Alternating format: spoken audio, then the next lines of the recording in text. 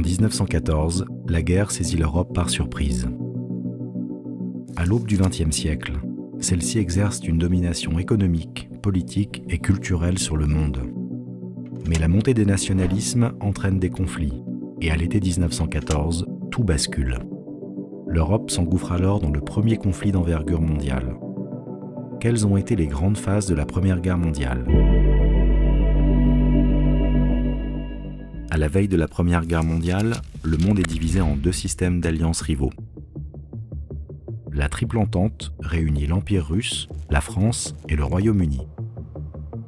L'Allemagne, l'Empire austro-hongrois et l'Italie forment quant à elles la Triple Alliance ou Triplice. La domination coloniale des pays européens donne à ce jeu des alliances une dimension mondiale. Suite à l'assassinat de l'archiduc François Ferdinand, héritier du trône austro-hongrois, et de son épouse à Sarajevo, l'Europe s'embrase. Il suffit de quelques jours, entre la fin juillet et début août, pour que le continent se retrouve plongé dans la guerre. Le 28 juillet, l'Autriche-Hongrie déclare la guerre à la Serbie. Le jeu d'alliance se met en place, et les grandes puissances européennes se joignent au conflit. Seule l'Italie reste neutre pour le moment. D'autres États, restés à l'écart des systèmes d'alliance, n'entrent pas en guerre. C'est le cas de la Belgique. Malgré son statut de neutralité, la Belgique est attaquée dès le mois d'août 1914. L'armée allemande applique le plan Schlieffen. Le plan Schlieffen est un plan d'attaque établi en 1905 par l'armée allemande. Il prévoit les opérations militaires des troupes allemandes en cas de guerre avec les pays voisins. Le 5 août 1914, l'armée allemande établit alors le siège devant Liège. Elle envahit la Belgique et déferle sur le territoire français en commettant des massacres et des exactions contre les civils, comme à Dinant le 23 août 1914. La bataille des frontières est un échec pour les Français et les Britanniques. Au même moment, à l'autre bout de l'Europe, l'armée allemande contre l'avancée des troupes russes à Tannenberg et remporte la bataille des lacs de Mazurie. À l'ouest, les armées de l'Entente échouent à empêcher l'avancée des troupes allemandes qui progressent vers la Marne.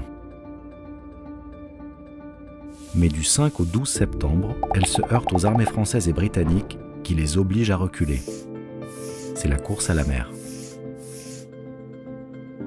À la fin de l'année 1914, le front occidental se stabilise le long d'une ligne qui s'étend de la Suisse à la mer du Nord.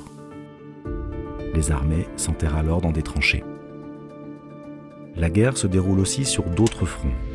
Depuis le mois d'octobre, l'Empire ottoman a rejoint l'Allemagne et l'Autriche-Hongrie. Le conflit s'enlise pendant plusieurs mois. Les armées de chaque camp alternent avancée et recul autour de la ligne de front. Le 21 février 1916, l'armée allemande lance l'offensive sur Verdun. L'année 1917 marque un tournant majeur dans la guerre. Le 14 juin 1917, une quinzaine de navires transporteurs de troupes quittent New York à destination de la France. À la fin de l'année 1918, 2 millions de soldats auront été transportés en Europe sur plus de 1000 navires. 1917 est aussi l'année où se multiplient les mutineries. Entre le 29 avril et le 5 septembre, plusieurs dizaines de milliers de soldats français refusent de continuer à combattre. Des mutineries ont lieu suite à l'échec de la percée du front du chemin des Dames. 500 soldats sont condamnés à mort par les conseils de guerre et 26 sont fusillés. 1917 est aussi l'année des deux révolutions russes. Après l'armistice du 15 décembre 1917, le pouvoir bolchevique signe le traité de Brest-Litovsk le 3 mars 1918 et la Russie se retire de la guerre. Le retrait permet à l'armée allemande de concentrer ses forces sur le front occidental. Au printemps 1918, l'armée allemande lance 5 offensives successives. Après un succès initial, les troupes s'enlisent. En juillet 1918, l'élan allemand est définitivement brisé. Les troupes alliées ripostent et attaquent à leur tour. D'abord près de Reims à partir du 18 juillet, puis à partir du 8 août à l'est d'Amiens.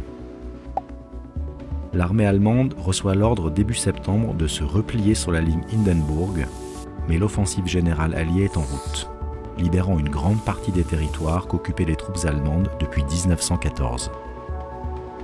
Le 11 novembre 1918, la signature de l'armistice met fin à la Première Guerre mondiale.